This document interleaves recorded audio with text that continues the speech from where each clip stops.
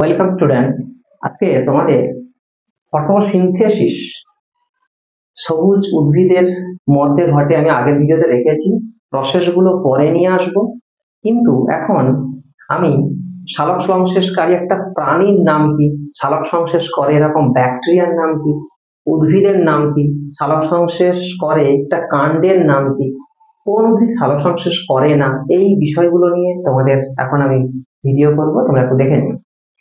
সালোক সংশ্লেষকারী উদ্ভিদ কে রয়েছে? সমস্ত সবুজ উদ্ভিদ তো সালোক সংশ্লেষ করবে, অর্থাৎ একের দাগে আমরা বলতে পারি যেগুলোর ক্লোরোফিল আছে।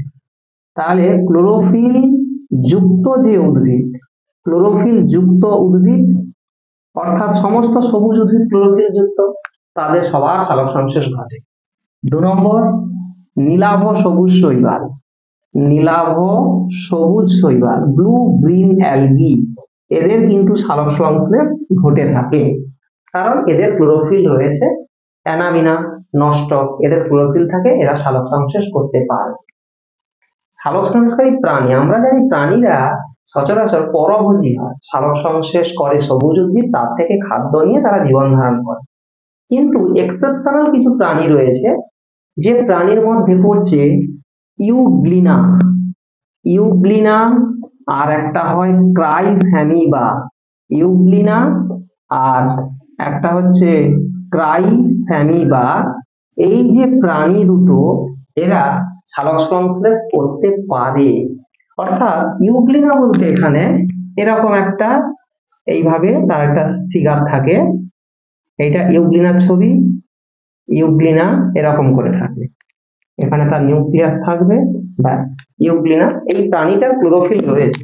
এটা আবার অদ্ভুত ব্যাপার, দিনের বেলা সালোক সংশ্লেষ করে, কেন? সূর্য রয়েছে, আলো রয়েছে, কিন্তু রাতের বেলা সালোক সংশ্লেষ করে না, তখন মৃতজীবী, মৃত বস্তুর ওপর খাদ্য নিয়ে বেঁচে থাকে, তাই একে আমরা মিক্সোফাইট বলি, ইউগ্লিনাকে।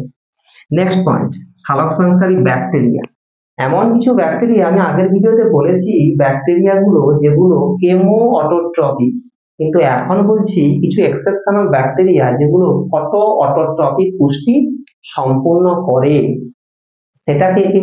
একটা হচ্ছে রোডোস্পাইরিলিয়াম, রোডোস্পাইরিলিয়াম এসপি নামক ব্যাকটেরিয়া।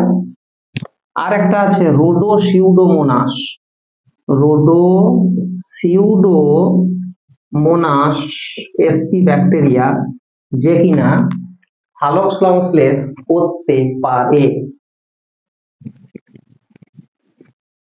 নেক্সট, সালোক সংশ্লেষ করে মূল। উদ্ভিদের মূল তো সচরাচর সাদা হয়, ধূসর হয়, কেন? তাদের ক্লোরোফিল থাকে না, কোনো রঞ্জক থাকে না, বর্ণহীন, লিউকোপ্লাস্ট বলে। তাহলে এই মূল, এমন কি মূল রয়েছে যারা সালোক সংশ্লেষ করতে পারে? গুলঞ্চের আত্তীকরণ মূল। 1 নম্বর, গুলঞ্চ যে উদ্ভিদ রয়েছে তার আত্তীকরণ মূল, আত্তীকরণ মানে খাদ্য তৈরি করতে পারে এটা। আর একটা হচ্ছে অর্কিডের বায়বীয় মূল, অর্কিডের বায়বীয় মূল। সালোক সংশ্লেষকারী কাণ্ড, ফণিমনসা পর্ণকাণ্ড, ফণিমনসার পর্ণকাণ্ড, ফাইলোক্ল্যাড, পুঁই ডাঁটা, পুঁই কাণ্ড, লাউ ডাঁটা, এগুলোর সবুজ, দেখবে এগুলোর ডাঁটাগুলো সবুজ, তাহলে ক্লোরোফিল আছে, তারা সালোক সংশ্লেষ করতে পারে।